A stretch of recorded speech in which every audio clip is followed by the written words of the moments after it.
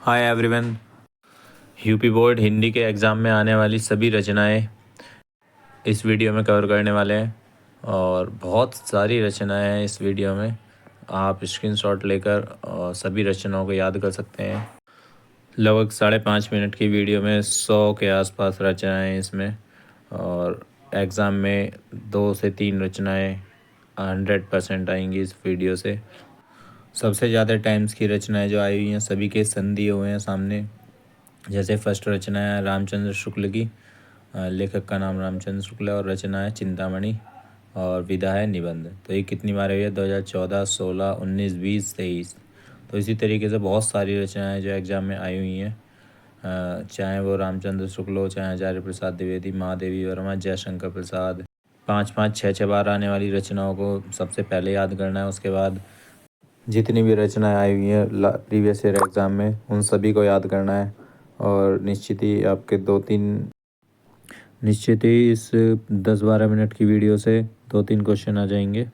आप देख सकते हैं जैसे आचार्य प्रसाद द्विवेदी की रचना दिखा रखी है इस पेज पर। कुटज है। चलो इसकी ट्रिक भी हम याद कर सकते हैं। जैसे हजार ही प्रसाद, हज़ारों लोग हैं तो हज़ारों लोग क्या करते हैं, किसी को कूट देते हैं। ठीक है, तो कुछ रचनाओं की ट्रिक मेरे पास भी है जो मैं आपको शेयर करता रहूँगा। और आचार्य प्रसाद द्विवेदी जहाँ भी आ जाए वहाँ पे कौन सी रचना आ जाएगी? कुटज। नेक्स्ट रामरक्ष बेनीपुरी। तो रामरक्ष बेनीपुरी की भी देखो कितनी रचनाएं आई हुई हैं एग्ज़ाम में। माटी की मूर्तें हैं और चिता के फूल भी इम्पोर्टेंट है, टिक कर रखा है मैंने इस पर। जंजीरें और दीवारें, गेहूँ और गुलाब, पैरों में पंख बांधकर।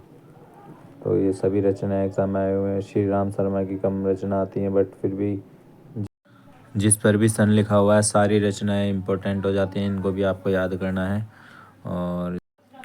और भी बहुत सारी रचनाएं इसमें दिखाई हैं। धर्मवीर भारती की, विष्णु प्रभाकर की एक मोस्ट इम्पोर्टेंट रचना आवारा मसीहा। देख सकते हैं इसमें कितनी बार आया हुआ है? 2015, 16, 20, 22। भगवती चरण वर्मा, भूले बिसरे चित्र, ये आ जाती है रचना। और मोहन राकेश की आप देख सकते हैं लहरों के राजहंस, ये 3 बार एग्ज़ाम में आई हुई है। नीचे आएंगे मोहन राकेश की एक और आषाढ़ का एक दिन। 185 पर एक रचना दी हुई है कलम का सिपाही। 2015, 16, 17, 18, 19, 20। इस बुक में अमृत राय इसका रचनाकार दे रखा है लेखक। तो बाकी ब्रैकेट में प्रेमचंद भी लिखा हुआ है, आप एक बार गूगल सर्च करके इसको चेक कर लेना कलम का सिपाही किसकी रचना है। और नेक्स्ट है डॉक्टर रामविलास शर्मा, निराला की साहित्य साधना।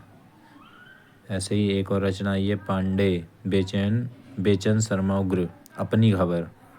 अब न्यू पेज पे देखते हैं रामचंद्र शुक्ल की रचना चिंतामणि। इसकी ट्रिक भी है मेरे पास। तो रामचंद्र जी क्या करते हैं? सभी की चिंता करते हैं। तो रामचंद्र शुक्ल की रचना क्या हो जाएगी? चिंतामणि हो जाएगी। नेक्स्ट दे रखा है रामचंद्र की शुक्ल की रचना रसमीमांसा। इसको भी हम ट्रिक से याद कर सकते हैं। पहले देखते हैं कितनी बार हुई है। 2014, 16, 17, 19, 20, 22, 23। मोस्ट इम्पोर्टेंट में डाल देना इसको। आचार्य रामचंद्र शुक्ल की, जयशंकर प्रसाद की बहुत ज़्यादा रचना आती है। तो रामचंद्र शुक्ल की रसमीमांसा रचना को भी हम ट्रिक से याद कर सकते हैं। तो ट्रिक क्या बन सकती है? अब रामचंद्र जी की जहाँ भी कहानी आती है वहाँ पे लोग क्या होते हैं, लोग एकदम रसिक हो जाते हैं बिल्कुल उसको सुनने के लिए। इस टाइप से ये 2 रचनाएं भी याद कर सकते हो। और रामचंद्र शुक्ल की हिंदी साहित्य का इतिहास, ये रचना भी इम्पोर्टेंट हो जाती है क्योंकि रामचंद्र शुक्ल की रचना आप देख सकते हैं कितनी बार आ रही है। रामचंद्र शुक्ल त्रिवेणी भी रामचंद्र शुक्ल की रचना है। 11 वर्ष का समय, जयशंकर प्रसाद की इम्पोर्टेंट रचनाएं बहुत सारी हैं इसमें दे रखी हैं। जैसे आकाशदीप पुरस्कार, इंद्रजाल, कंकाल, तितली, रावती, कामायनी और स्कंदगुप्त। तो इरावती आप देख सकते हैं इम्पोर्टेंट उपन्यास है ये, और अधूरा है या पूर्ण है ये। तो ये वाला अलग से क्वेश्चन बनता है कि जयशंकर प्रसाद का जो अधूरा उपन्यास है वो कौन सा है, तो आपको आंसर देना है इरावती। एक रचना कामायनी है, स्कंदगुप्त है नाटक, ये कामायनी महाकाव्य है। तो ये इसको भी याद रखना है, महाकाव्य कौन सा है? जयशंकर प्रसाद का कामायनी। जयशंकर प्रसाद की रचना है अजातशत्रु, चंद्रगुप्त, ध्रुव स्वामिनी, एक घूट। एक घूट देखो 5 बार आई हुई रचना है ये, और टिक भी कर रखा है मैंने इस पर जयशंकर प्रसाद की। तो ट्रिक लगाते हैं इसमें, क्या ट्रिक लगा सकते हैं। जयशंकर को शंकर जी से याद रखेंगे, शंकर जी ने क्या किया था, एक घूट। मीन्स शंकर भगवान ने विष का घूट पिया था, तो उससे ट्रिक हमारी बन जाएगी शंकर, जयशंकर एक घूट।